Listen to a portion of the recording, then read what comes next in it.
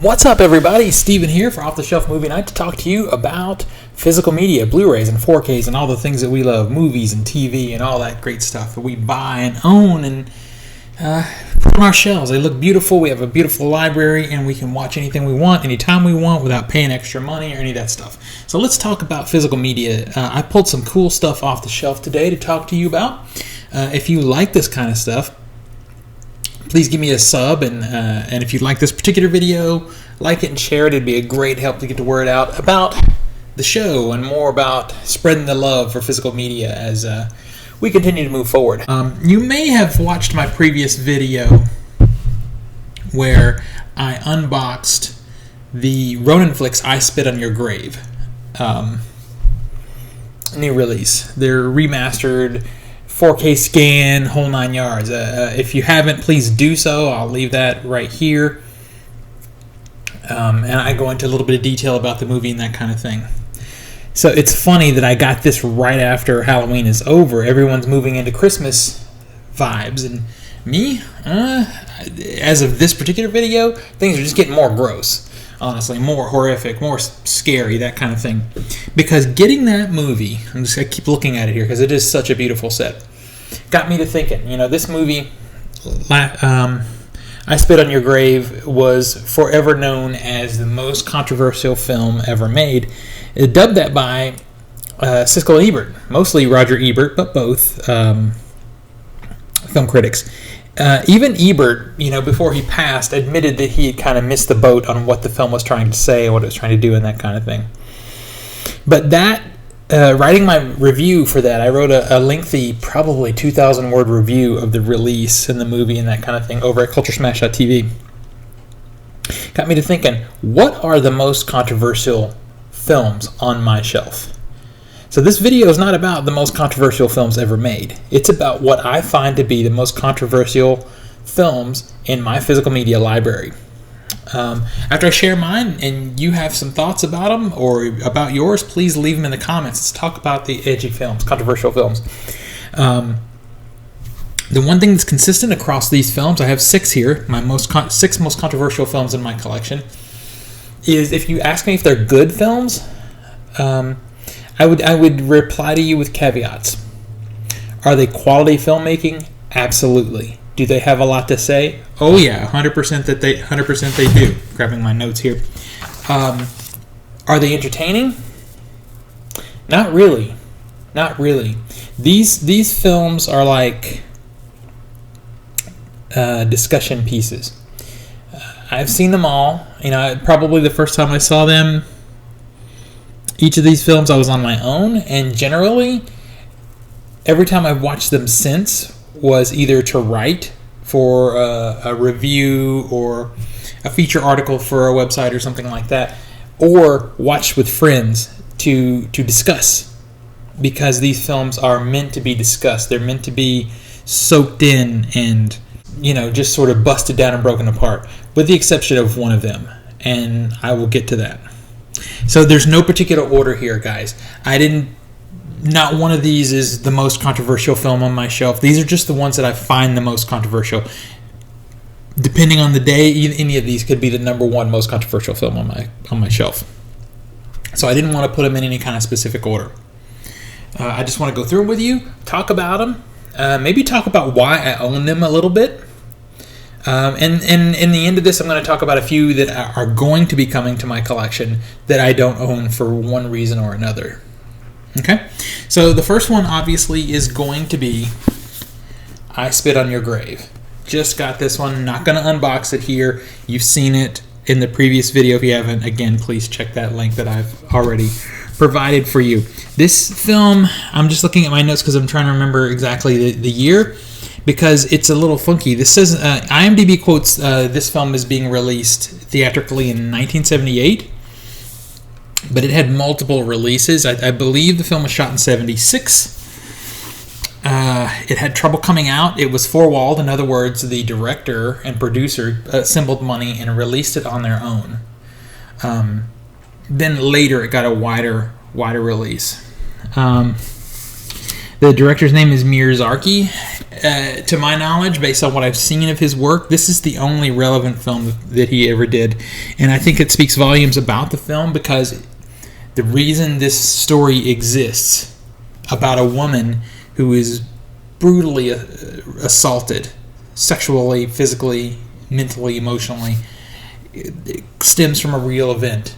He rescued a woman in a park who had been violently raped, took her to the police department. She didn't get the help that he felt she needed and deserved, and he visualized that experience as he experienced it in his mind, and interpreting the woman's experiences. He visualized that here. This is the revenge film to beat all revenge films. If you think you've seen the best revenge film or the most impactful revenge film, you haven't seen this one. I mean, prepare yourself, though. Have a cocktail first, because you're going to need it. Okay. Well, let me get a drink here. I got the Waterloo happening. All right. Next on the list is something that's going to be kind of hard to find. And this particular set is a 3 movie set. I'm kind of including them all as one entry because each movie kind of builds on the previous one. Let me get the date of the year. This movie, the first movie in this set is called All Night Long. It was made in 1992. It is a Japanese film. It is a trilogy now of films made in the 90s.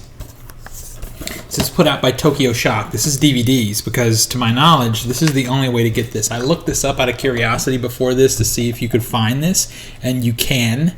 It has been out of print for a very long time, so this set is going for, I don't know, something like $80 right now. It is directed by, let me see if I can not butcher this name for you. I'm going to try. It is directed by Katsuya Matsumura. Okay. So the story of the first film follows a group of young people who witness a violent murder, and their sort of mental state after it. They find themselves in it's sort of like basically through circumstances they are all traumatized from the murder that they've seen, but at the same time they're involved in the sort of seedy kind of underbelly nightlife of the city that they are in, and the violence and sexuality tend to begin to cross paths with their experiences, and the film sort of explores that fine line between extreme sexuality and straight up violence. It's very visceral. All 3 of these films are very visceral. First one in particular, sometimes hard to watch. And also there's a lot of sort of social commentary from the perspective of a Japanese citizen, something we can't quite identify with as Americans, or maybe wherever you're watching this from. I know I have some folks in England that watch this, and I feel that you're kind of the same. But it deals with a lot of sort of the pent-up way they culturally they are about sexuality. So if you're going to give this movie, all 3 of these movies, a go, you have to kind of be prepared for a lot of extremism. You know, from the 90s into the early 2000s, the Japanese horror film scene was kind of featured a lot of sexuality. I feel like there was a lot of filmmakers saying something about sex and the way women are seen, the way the sexual experience is seen in Japan. And I feel real funny about talking about this film. It's really hard because these are hard to watch. I was sent these years ago by a company called Media Blasters to review, and I reviewed them for, I don't remember which website I reviewed them for, but anyway, I hadn't ever seen anything like them, and that's why they're still on my shelf. But I don't think I've watched these guys in like 10 years. So I'm kind of giving you what I know based off that memory of that writing. Very extreme, brutal, violent, hard to watch films. So now we're going to talk about one that I think a lot of people here have seen or at least, familiar with. And that is the 1980 film Cannibal Holocaust. I love this edition of this film. This is, I don't know if I've ever opened this on here. Very nice. We got a little poster in there. Actually, this is the soundtrack CD. An okay case. This is not an Arrow Video level case, but this is a very nice release of the film. Multi-disc set. We got a little booklet in here and that kind of thing. So Cannibal Holocaust is a 1980 film from Ruggero Deodato, and the film is basically probably one of the earliest mockumentary films ever made, because that is 100% what it is. Part of the controversy with this film when it was released is people thought it was a real documentary, and it is a very meta film, and it is a documentary crew doing a documentary, and then the film itself is a mockumentary that turns into a drama about what to do with the footage that these people shot. They go to the Amazon, they find a tribe of cannibals, and those cannibals proceed to capture them and kill them in very brutal ways and eat them. And this is sort of a found footage. They find this footage later kind of thing to see exactly. And it is a revenge film too, because the filmmakers are pretty, especially to the women, are pretty brutal. So they are not, you're on the side of, it might be disturbing, disgusting, but you're on the side of the tribe, because these filmmakers are terrible people for the most part, not all of them. But some of the things that this film is notorious for is there are animal killings in this film, the uncut version, and they are not special effects. They are real animal killings, and they're pretty brutal, and you do see them. And it's shot documentary style. These people really did this. They really ate the animals, so it's in the film. So it is very hard to see. On top of that, there is rape. And then there is some very, very extreme killings. Spoiler warning, spoiler alert, look at the cover. That image right there is one of the most iconic images in exploitation cinema. So let's get into some art house stuff. Of course, it wouldn't be a show without my phone going off. All right, so now we're going to talk about the Lars von Trier film. Let me get you the 2009 Lars von Trier film, Antichrist. This is a Criterion release. I have a couple of Criterion releases in this stack. Lars von Trier is he has a very definitive vision for his films. He's an definitely an art house filmmaker. And this film, all in black and white, starring Willem Dafoe, is about a couple who lost their child. Their child died in a terribly sad way. That opening sequence of the film, you see what happens. So the two of them decide that they want to go to their cabin in the woods to sort of recuperate and recover from the broken hearts that they both have. Seems like a good idea, but the psychological pain that they went through and the psychological struggle that the wife was already going through before all of this snaps them, and nature takes over. I don't want to spoil this movie, but it is a sort of deep dive into grief and sadness and depression, and the way two people going through it together can actually sometimes not necessarily lift each other up, but can play off of each other and make things a whole lot worse. So there's extreme sexuality in this, not rape necessarily in the format of the other films we've talked about. But I mean, this is Lars Von Trier likes to push buttons, and he does so by showing full penetration in this. I mean, it is. I wouldn't call it pornographic in the way it's shot. It is shot much more cinematically and much more like an art house film. It is beautiful to look at, but I mean, you're seeing some stuff here. But this is such a thought-provoking film and a really great conversation piece if you've got strong-willed people to watch it. It's hard to watch. It's very dystopian. It's destructive, sad, humorless, negative, everything here. I mean, these people went through something terrible, and the way they react to it ends up being terrible. It's a beautiful film, though. It's beautiful to look at. It's highly recommended. We're going to talk about Michael Haneke's 1997 film, Funny Games. I watched this recently, talked about it briefly in my 12 Hours of Terror sort of recap for the 12 straight hours of horror films. Again, the Criterion release.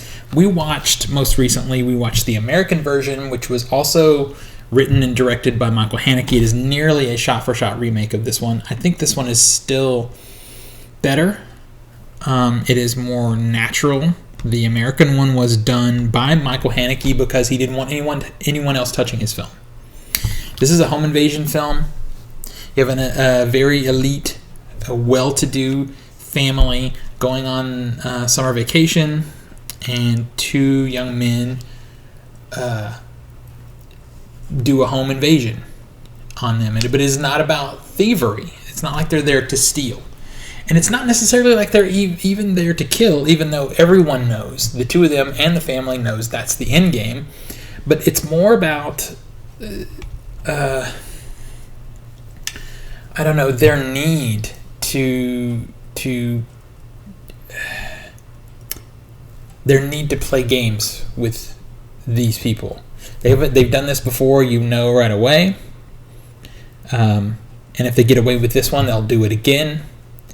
There's a lot in here. This is a very nihilistic film, but there's a lot of social commentary here on elitism and classism and that kind of thing. That is all here, but there's also something about voyeurism and the way we, as the audience, latch on to negativity and horribleness, if it's news or whatever. This film makes us look at ourselves watching the film and ask us, makes you ask yourself, what type of person are you to even be looking at something this terrible? And there are a couple of sequences in here that are unflinching, very long, and painful to watch, followed quickly by a sequence that looks directly at the audience. It was fascinating to watch this with my friends for 12 Hours of Terror because it pissed them off, which was the point. Awesome conversation piece. See this movie.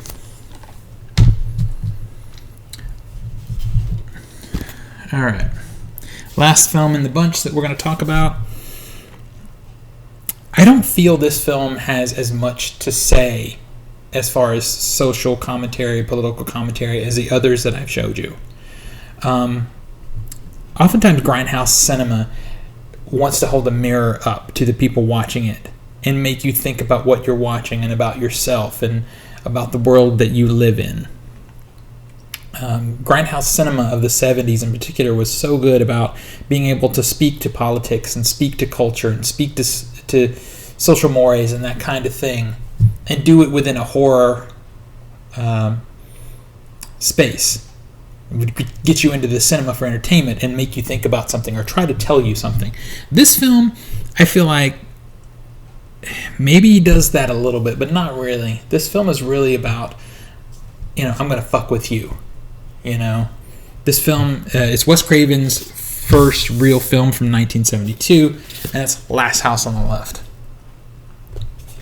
Again, this film has multiple genres. This is an amazing, beautiful version from Arrow Video, by the way. It is a home invasion film. It is a revenge film. Definitely a grindhouse film. The stories behind how this film got made and released are fascinating. Basically, you have two young girls going to a concert. They decide to try and buy some pot. They do so from the wrong family. They get kidnapped and then taken back to the family's house. But it's two families. The kidnappers are essentially a family. They get taken back to the young girl's house where their parents are. There's a lot of brutality and killing, and then there's some revenge. I don't want to get too deep into it. I know this is a very old movie, and we shouldn't be worried about spoilers, but generationally, there's a lot of people who still get to discover these films, and I feel like it's unfair to ruin them if you don't have to.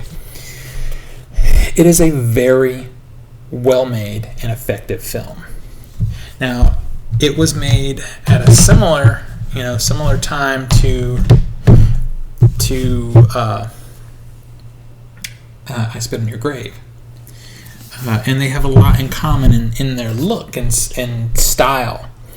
I've used the word a couple of times before, but it just fits. They both have some scenes that are unflinching, that don't cut, that don't stop. They make you look at what you've seen and make you a part of what has been done. The difference is, Wes Craven, it's impossible for him. He has a heart. He wants to brutalize you, but he has a heart. And that comes through in some very weird comedic breaks here. Now, it only happens once or twice, but there are two bumbling cops that are trying to save the day, but they aren't successful, and it's being done to kazoo music. Okay? So this one tries to break it up a little bit, where this one doesn't stop till the credits roll. Either way, though, this is a very brutal movie. There's some sequences in here that make me nauseous. This one right here, especially the uncut version. If you see the uncut version, there are a couple of sequences in here that literally they're gross and disgusting, and it's not even special effects. There's a tiny bit of special effects, but it's the sequence and the context. So that it kind of wraps it up. That is what I feel are the 6 most controversial films in my collection. I had to recount and make sure I wasn't, because I technically am more than that, because the All Night Long set is 3 films, but I'm counting them as one. You can watch them as one. The first one is really the best of the bunch anyway. So there they are. What are the most controversial films in your collection, and why do you bother owning them? Are they like these? Are they just so disgusting and gut-wrenching that you can hardly watch them? That's what I feel about these. But man, they're great to watch with people and have a conversation about. Let me know in the comments what you think, what you have in your collection, and let's talk about physical media. Until next we meet, pull something cool off the shelf. Share it with your friends and family, and remind them why physical media is the best way to watch films and TV. I'll see you guys on the next one.